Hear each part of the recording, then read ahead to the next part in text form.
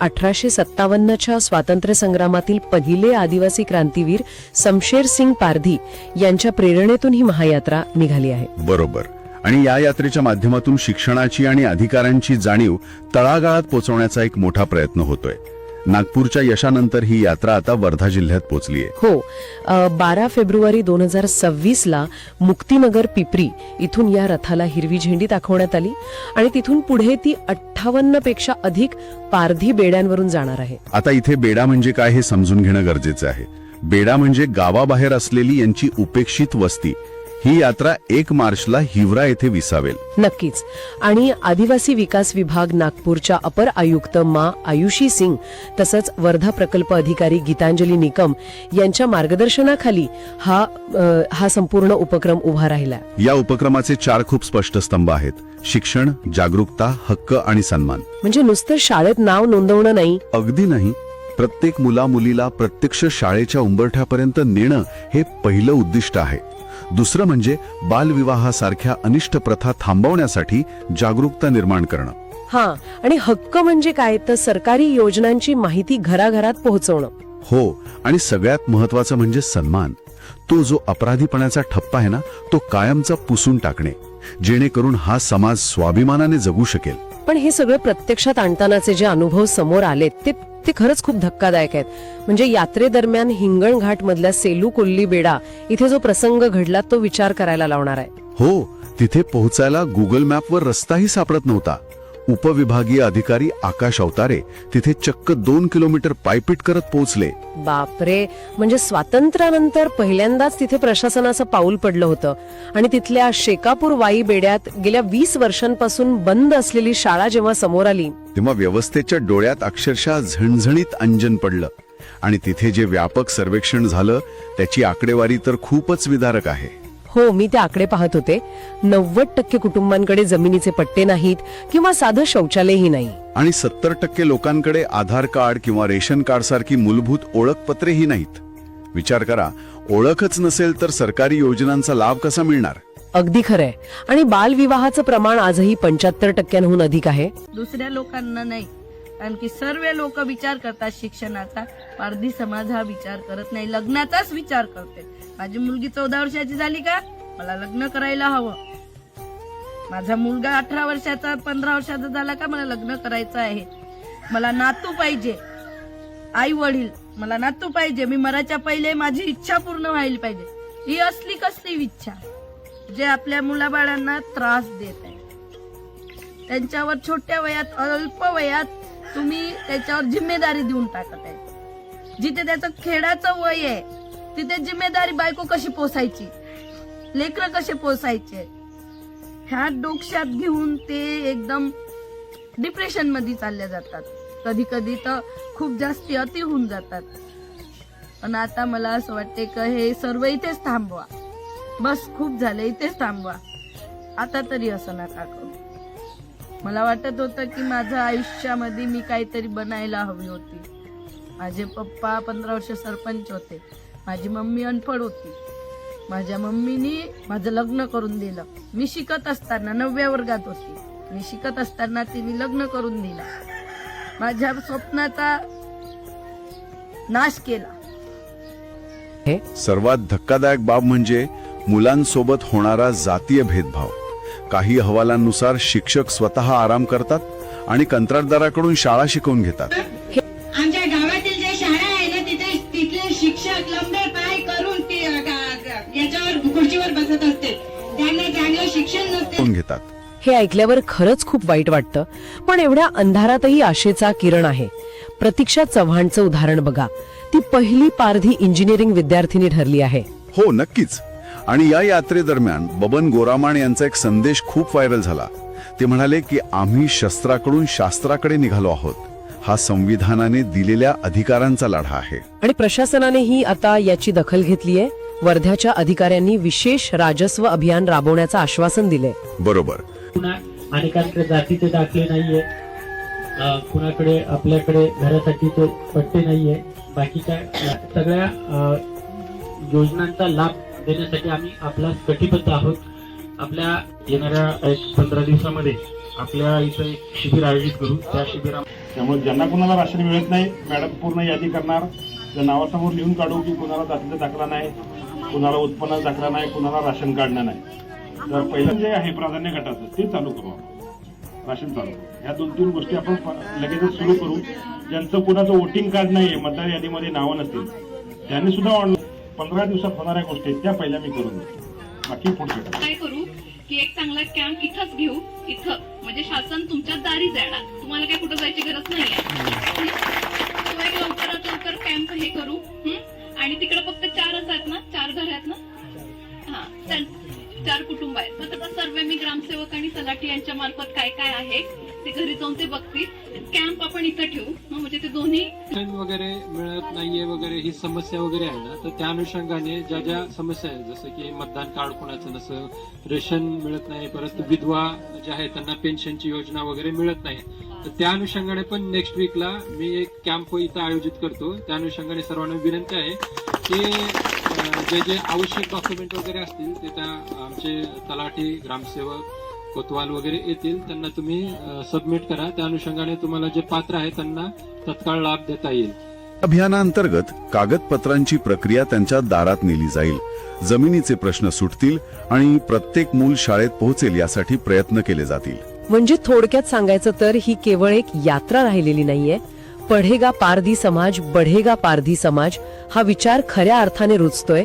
शिक्षण हाच खरा विकास आहे हे यातनं सिद्ध होतंय. हो, आणि हा शिक्षणाचा जागर एका मोठ्या सामाजिक परिवर्तनाची नांदी ठरतोय. नक्कीच. आजची ही सखोल चर्चा थांबवताना एका गोष्टीवर नक्की विचार करा. जर केवळ एका पिढीला शिक्षणाच्या प्रवाहात आणल्याने शतकानुशतके चालत आलेला गुन्हेगारीचा शिक्का पुसला जाऊ शकतो, तर आजच्या घडीला व्यवस्थेच्या परिघाबाहेर असे आणखी किती घटक असतील जे केवळ एका संधीची वाट पाहत अंधारात उभे आहेत, यावर नक्की विचार करा.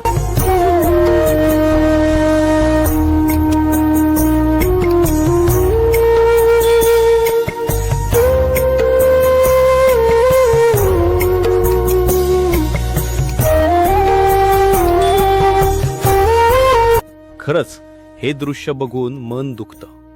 हा समाज अशा निराशाच्या खोल अंधारात कसा गेला? ज्या मुलांच्या नशिबात जन्मापासूनच विस्थापितांचं जगणं आलंय, त्यांच्यासाठी शिक्षण हा शब्दच खूप मोठा वाटतो. जिथं आजही राहण्यासाठी डोक्यावर हक्काचं छप्पर नाही, पावसाळ्यात गळणारं छप्पर सावरण्यातच रात्र निघून जाते, तिथे शाळेच्या दप्तराचं ओझं पेलण्याची ताकद कुठून येणार? त्यांच्यासाठी खरी लढाई शिक्षणाची नाही, तर आजची भूक कशी भागवायची याची आहे. शाळेत जाण्यासाठी रस्ता नाही ही केवळ भौतिक अडचण नाही, तर ती समाजाच्या मुख्य प्रवाहातून त्यांना कापून काढल्याची निशाणी आहे. कधी त्यांच्या वाटेत खरीखुरी नदी येते, तर कधी जातपात आणि पूर्वग्रहांची न ओलांडता येणारी नदी आडवी येते. पोटाची भूक इतकी तीव्र असते की त्यासमोर अक्षरांची ओळख करून घेण्याची इच्छा सुद्धा कोमेजून जाते. ज्यांच्या हातात शिकार आणि वणवण फिरणं हेच नशिबानं लिहून ठेवलं होतं, त्यांच्या हातात आज लेखणी देण्याचा प्रयत्न होतोय. पण ही लेखणी धरण्यासाठी हक्काचा निवारा आणि 2 वेळच्या भाकरीची हमी देणं ही आपली जबाबदारी नाही का? हो, ही शिक्षणाची ज्योत नक्कीच पेटेल, पण त्यासाठी फक्त यात्रा करून चालणार नाही, तर त्यांच्या जगण्यातील अंधार दूर करावा लागेल. जेव्हा एका पारधी मुलाच्या हातातलं जाळं सुटून पुस्तक येईल, तेव्हाच खऱ्या अर्थानं ही यात्रा यशस्वी होईल. त्यांच्या संघर्षाला वाचा फोडणं ही काळाची गरज आहे. केवळ सहानुभूती नको, तर त्यांना हक्काचा रस्ता, घर आणि सन्मान हवाय. कारण शिक्षण हा त्यांचा केवळ अधिकार नाही, तर त्यांच्या गुलामगिरीच्या साखळ दंडांना तोडण्याचं एकमेव शस्त्र आहे.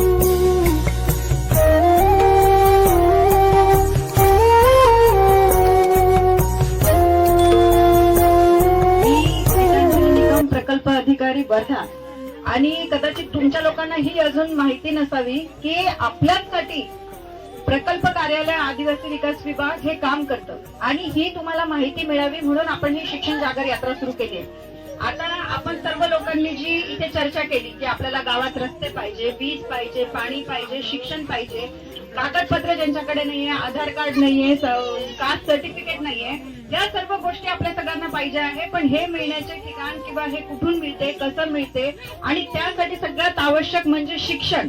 हे शिक्षण कुठून मिळते, कदाचित ह्या गोष्टीची आपल्या सर्वांना माहिती आहे किंवा नाहीये. आपण फक्त गावातल्या शाळेमध्ये ऍडमिशन दिल्यानंतर डीबीटी पण दिली जाते, त्याच्यानंतर त्यांचं राहणं खाणं, त्यांना पुस्तकं, वह्या, ड्रेस हे सगळं शाळेमार्फत दिलं जाते आणि खूप सुंदर असं शिक्षण सुद्धा त्या शाळेमध्ये मुलांना होतं. जी तुमची नेहमीची ओरड असते की आमच्या मुलांना शिक्षण नाहीये, शाळा नाहीये, आणि केवळ आधार कार्ड नाही, केवळ कोणतं कागदपत्र नाहीये, त्याच्यामुळे जर आपले विद्यार्थी मागे राहत असेल तर तुमच्या सर्वांना मी आवाहन करते की आपण या गोष्टीला बिलकुल घाबरू नये.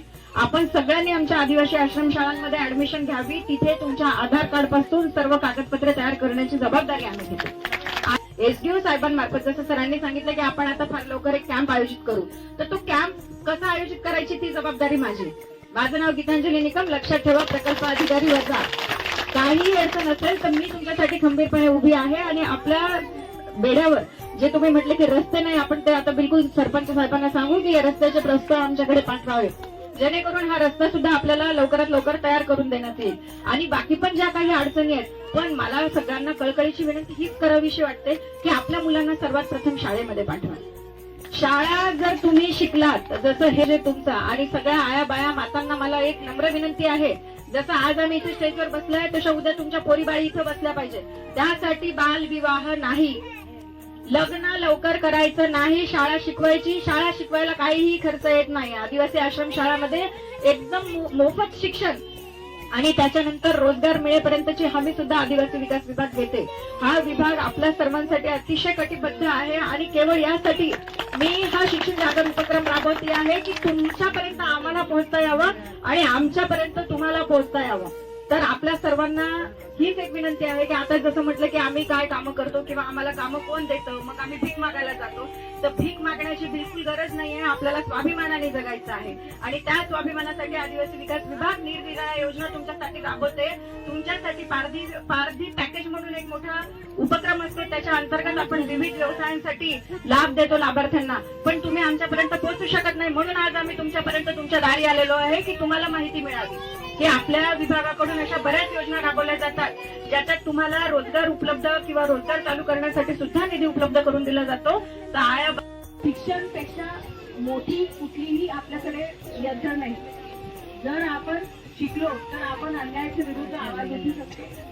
आपण आता बोलताना बरेच लोकांनी सांगितलं की कशी चुकीची मानसिकता आपल्याला खासगी समाजाच्या बाबतीत दिसायला भेटते. असलो तर आपल्याकडे काय अधिकार आहे, कोणते कायदे आहेत, या सर्व बाबतीची आपल्याला माहिती असते आणि त्याच्यामध्ये पुढे काय उपाययोजना करायची ते आपल्याला म्हणजे करता येते.